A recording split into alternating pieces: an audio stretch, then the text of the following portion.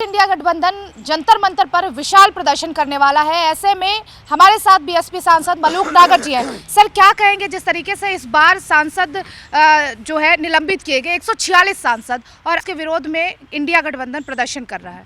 देखिए, इसके ना पीछे जड़ में जाना पड़ेगा और जड़ ये है कि एक पार्लियामेंट में एक अटैक हुआ और जिसमें हमारी जान सीधा जोखिम में पड़ी और मौत नज़दीक से निकली।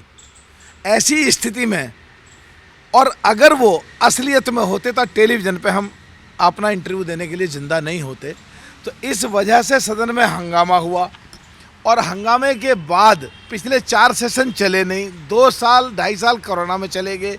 तो ऐसी स्थिति में अगर उनको सस्पेंड किया तो गेट पे बैठ के जो मिमिक्री कर रहे हैं, एक तो वो क्या था और अब जो प्रदर्शन हो रहे हैं इनका क्या अर्थ है।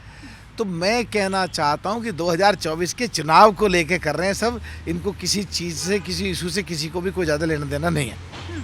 लेकिन राहुल गांधी ये कह रहे हैं कि बीजेपी सुनने के बजाय, क्योंकि वो अपनी बुराई सुनना नहीं चाहती, इसलिए सांसदों को बाहर फेंक दिया है।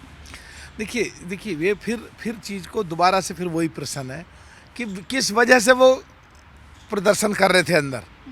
हम लॉ मेकर हैं, हम देश के लिए, देश की जनता के लिए कानून बनाते हैं। हमारे लिए भी एक गाइडलाइन है, क्या उनको फॉलो कर रहे थे? और जिस वजह से कर रहे थे तो गंभीरता मान रहे थे उस विषय की, और बाहर निकलते ही गेट पे खड़े होकर क्या कर रहे हैं? राहुल गांधी जी फिल्म बना रहे हैं उसकी। तो क्या है, एक चीज़ दूसरे से जुड़ी हुई है, तीसरी चीज़ जुड़ी हुई है। तो मेरे हिसाब से दोनों तरफ की जिम्मेदारी बैठती थी, सरकार की भी और विपक्ष में जो सबसे बड़ी पार्टी और जो सो कॉल्ड इंडिया गठबंधन है, हम उसका हिस्सा वैसे है नहीं। और जो बिल पार्लियामेंट में पास हो रहे हैं और जो बाबा अंबेडकर साहब ने जो संविधान लिखा है और उसके तहत जो संसद की जो परंपराएं हैं, उनके तहत अगर पूरा विपक्ष साथ में होता और जब बिल पास होते तो एक और ही बात होगी। और विपक्ष में हमारे बहुत सारे साथी नहीं हैं, तो कहीं ना कहीं बिल पास हो रहे हैं, वो भी कहीं ना कहीं हल्का सा डाउट लगता है। कांग्रेस अब कहीं ना कहीं कोशिश कर रही है बीएसपी को भी साथ लाने की इंडिया गठबंधन में। क्या लगता है, मायावती जी साथ आएंगी इंडिया गठबंधन के? देखिए, अभी हमने सुना 2 चीज़ें पिछली बार सुन रहे हैं हम कई दिन से। एक तो उत्तर प्रदेश कांग्रेस कमेटी ने प्रस्ताव पास करके भेजा है कि बीएसपी के साथ समझौता करो, और राहुल गांधी जी, सोनिया गांधी जी, प्रियंका गांधी जी, खड़गे साहब यूपी से चुनाव लड़ें। दूसरी तरफ सुन रहे हैं कि वहाँ अखिलेश जी ने और राम गोपाल यादव जी ने वहाँ ये कहा कि भाई बीएसपी साथ नहीं होनी चाहिए। मुझे लगता है दोनों ही बातें गलत हैं, दोनों ही चंडू खाने की खबर है। असलियत ये है, जब इंडिया सो कॉल्ड इंडिया गठबंधन की मीटिंग हुई, अखिलेश जी बाहर आए और मुझे ऐसा लगता है कि मध्य प्रदेश में जो उनकी बेइज्जती करी गई थी अखिलेश वखलेश कह के, और जो उन्हें सीट नहीं दी गई थी, वो उसका बदला ले रहे हैं।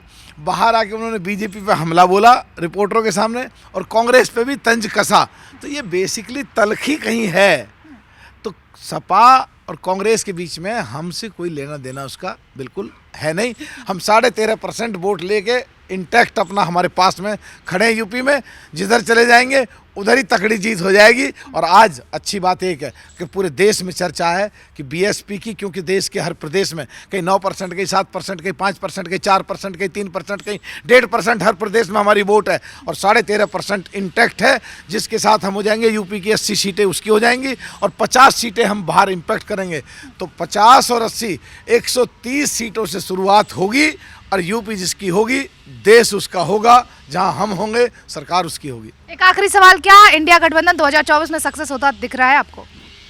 मुझे तो बड़ी टफ और एक अभी एज्यूम बेस पे कह सकते हैं कुछ भी। आने वाले समय में हम यहाँ से निकलेंगे, आपको क्या हो जाएगा सड़क पे, मुझे क्या हो जाएगा यहाँ से निकलती 4 कदम रखती, कुछ कह नहीं सकते। ये तो एज्यूमिंग बेस पे कर सकते हैं। पर जो आज का परिवेश है, पंजाब में कांग्रेस और आप पार्टी की लड़ाई, हरियाणा में कांग्रेस और आप पार्टी की लड़ाई, दिल्ली में कांग्रेस और आप पार्टी की लड़ाई, छत्तीसगढ़ में कांग्रेस और आप पार्टी की लड़ाई, मध्य प्रदेश में समाजवादी पार्टी और कांग्रेस की लड़ाई, राजस्थान में आरएलडी और कांग्रेस की लड़ाई, और साउथ के जो सनातन धर्म के खिलाफ बोला उनसे भी कांग्रेस की लड़ाई है। नहीं तो 75-80% वोट नहीं देंगे। तो मुझे तो लगता है सारा बिखराव दिखता है। और जो अभी ममता जी ने और केजरीवाल जी ने जो अल्टीमेटम दिया 31 तक सीट फाइनल करो, ये होने वाला है ही नहीं। मुझे तो लगता है 31 पे जाकर कहीं बिखराव की स्थिति नज़र आती है।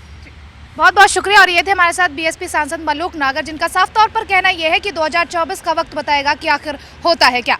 कैमरा पर्सन राम के साथ काजल सिंह, TV7 भारत।